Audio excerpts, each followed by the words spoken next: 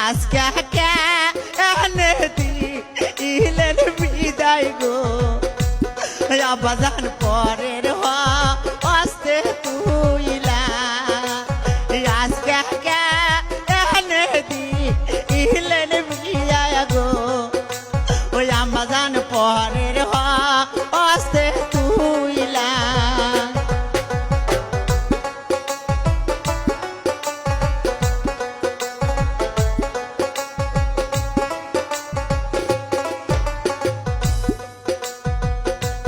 দশটা